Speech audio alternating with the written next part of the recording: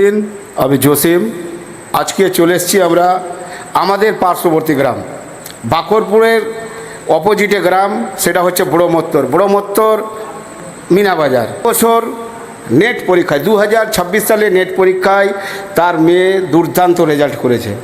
তো আমি জেনে নেব যে এই রেজাল্টের মার্ক কত এসছে, র্যাঙ্ক কত হয়েছে এবং নাম ডিটেলস, তার বাবার নাম সব কিছু আপনাদের জানিয়ে দিচ্ছি। আফরিন সুলতানা। আফরিন সুলতানা। তোমার বাবার নাম?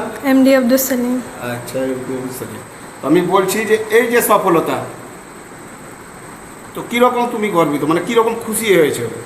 হ্যাঁ, মানে ভালো একটা ফিলিং যে কি ফার্স্ট টাইমে নিটে চান্স পেয়েছি। 2026 সালের নেট পরীক্ষায় তোমার মার্ক কত এসছে? 585। আচ্ছা, র্যাঙ্ক? অল ইন্ডিয়া র্যাঙ্ক 15,664 আর জেনারেল ক্যাটাগরিতে 6,090। আপনার মেয়ে যে এইরকম রেজাল্ট করেছে, আপনাকে কীরকম লাগছে? না, আমার একটা ভালো লাগছে যে আমার মেয়ে ছোট থেকে পড়াশোনার দিকে মনোযোগী ছিল এবং উনি আমাদের কথা মতোই বা আমার বাবা মার কথার আদেশ অনুপাতে ও কিন্তু সমস্ত কিছু শুনত। ওর রেজাল্টে আমরা খুব খুশি। আমাদের আশাও ছিল যে উনি একটা ভালো রেজাল্ট করবে। এটা আমাদের উপরওয়ালা দয়ে 100% বিশ্বাস ছিল। আমাকে কমেন্টের মাধ্যমে বলে, সুজাপুর নিয়ে কমেন্ট করে, কিন্তু তাদের চোখে চোখ রেখে এই 2026 সালে নয়মোজাবাসী তার ছেলে মেয়েদেরকে দিয়ে দেখিয়ে দিয়েছে যে সুজাপুর আসলে কি। সুজাপুরকে নিয়ে আমাদের এখন গর্ব হচ্ছে যে সুজাপুর এখন সে সুজাপুর আগের মতো না, সুজাপুর হচ্ছে এখন ডাক্তার তৈরির কারখানা।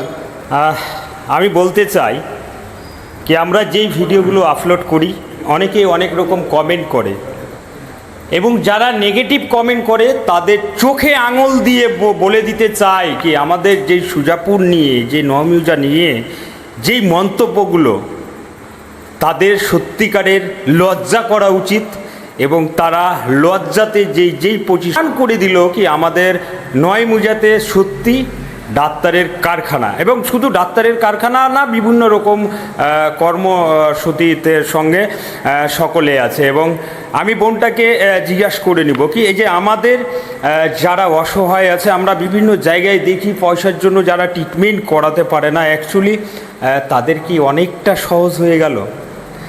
আমি বোনটাকে সেই কথাটাই জিজ্ঞাসা করে নেব, যারা পয়সার জন্য ট্রিটমেন্ট করাতে পারছে না, আমি কি মনে করব তাদের জন্য অনেকটাই সহজ?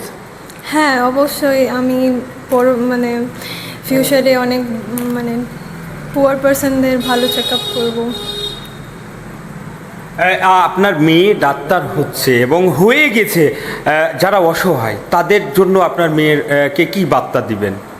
আমার মেয়েকে বার্তা দিব যে আগে প্রথমে আমাদের গ্রামের মানুষকে, যাতে অসহায় যারা টাকা পয়সার অভাবে মানুষকে বড় বড় জায়গায় যেতে পারছে না, তা ওই জন্যই আমার মেয়েকে বলবো যে এই অসহায় মানুষদের যাতে পাশে দাঁড়ায়, গ্রামের মানুষের যাতে পাশে দাঁড়ায়, বড় ডাক্তার হয়ে, ভালো ডাক্তার হয়ে যাতে মানুষের, গরিব দুঃখী মানুষকে যাতে বিনা চিকিৎসায় যে মানে অ্যাকচুয়ালি আমি মেনে নিচ্ছি, মানে যারা পয়সার জন্য ট্রিটমেন্ট করাতে পারছিল না তাদের যেন পয়সার দিকটা না ভেবে মানবতার দিক ভেবে যেন ট্রিটমেন্টটা হয়।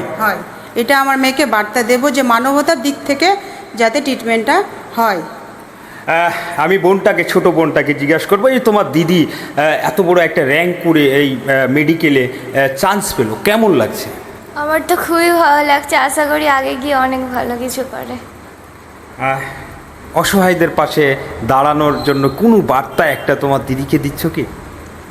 আমার ইচ্ছা আছে যে ওই সব গরিবদেরকে হেল্প করুক, সব মানে কারোকে দুঃখী যাতে না দেখুক, সবাইকে হেল্প করতে হয়।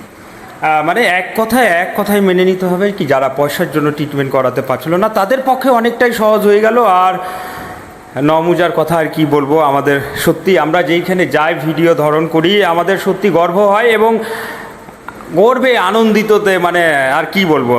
তো তো সকলেই ভালো থাকেন, আর এরকম যদি খোঁজ আপনাদের কাছে থাকে তো অবশ্যই আমাদেরকে নাম্বারে ফোন করবেন, আমার পেজে নাম্বার দেওয়া আছে। আর তার সঙ্গে সঙ্গে বলছি, আমরা হেল্পিংয়ের জন্য ভিডিওর মাধ্যমে তাদের ভিডিও বানিয়ে দেবো, তাদের স্ক্যানার দিয়ে। তো সকলেই ভালো থাকেন এবং সুস্থ থাকেন।